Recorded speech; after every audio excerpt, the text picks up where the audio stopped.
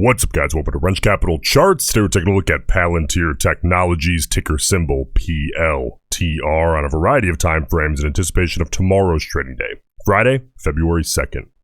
Guys, this is a brand new channel. Helps out tremendously if you just slap the like button just really quick. I really appreciate it. Let's get into it.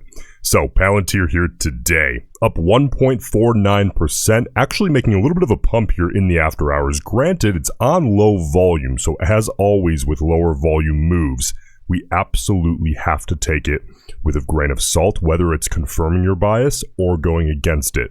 We want to see higher volume confirming movement. We just don't typically get that in the after hours especially.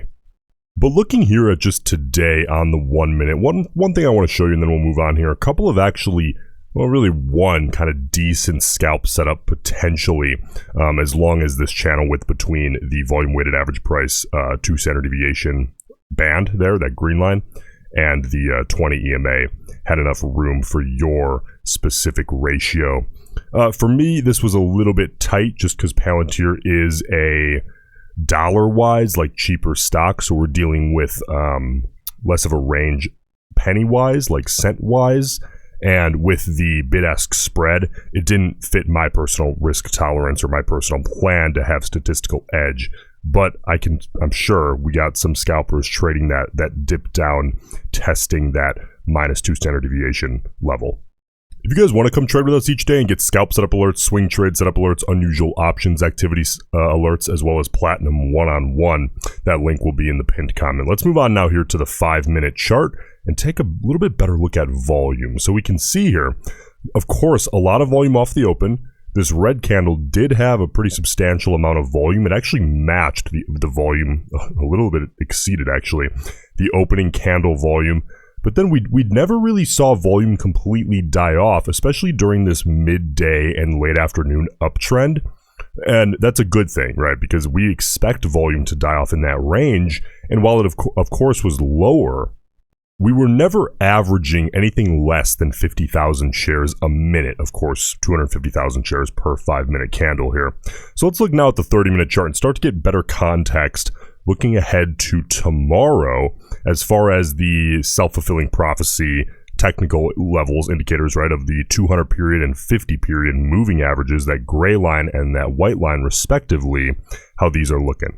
So that 50 period, the white line, you can see in pre-market this morning, as well as looking back the last 5 trading days, has been respected on both sides of the ball, so to speak, right? Support and as resistance. We are now testing that 200 period. We're sitting just above that area.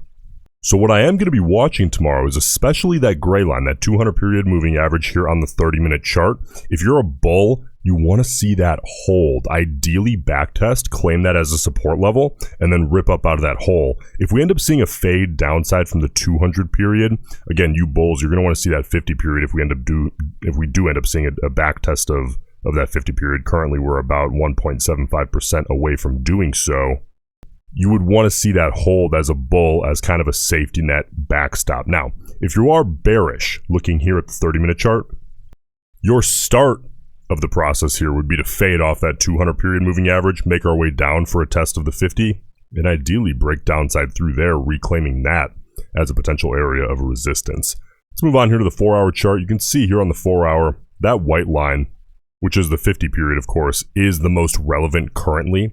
As we stand right now, we're just about 1% away from making a test of that 50 period on the 4-hour, and we're about 3% away from making a test of the 200 period here on the 4-hour.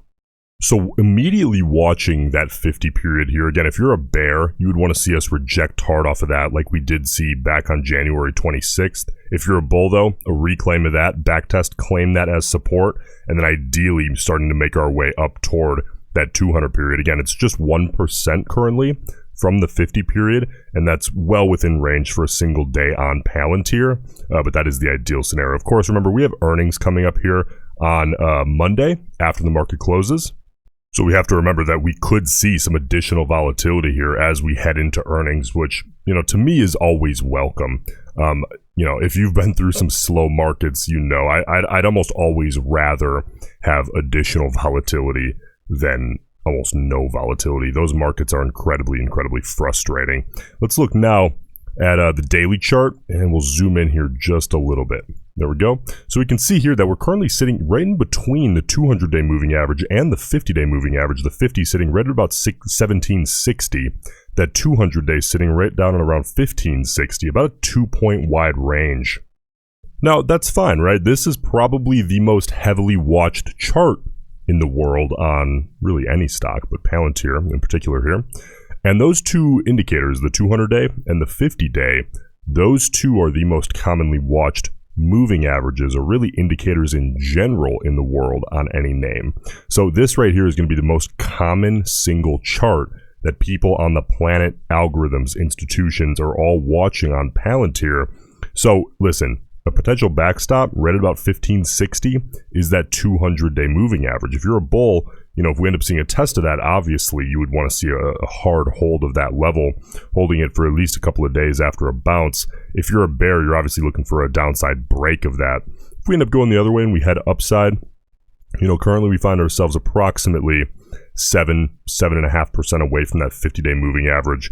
You know, that's of course a very, very volatile day, but as we look forward here, if we end up making that upside test, if you're a bear, you'd want to see us test that and then fade hard off that level, since we're already going 7% against you from this point in time.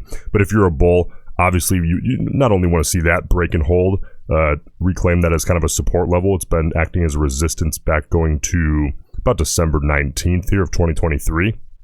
But you'd want to see us rip up out of that hole after claiming that as a support level, looking ahead to that technical level that we've had drawn for a while of 18.25. So I think it's always good to try to understand the psychology of traders on both sides to help us position ourselves what we would see as effectively as possible, as well as, of course, manage our risk as effectively as possible.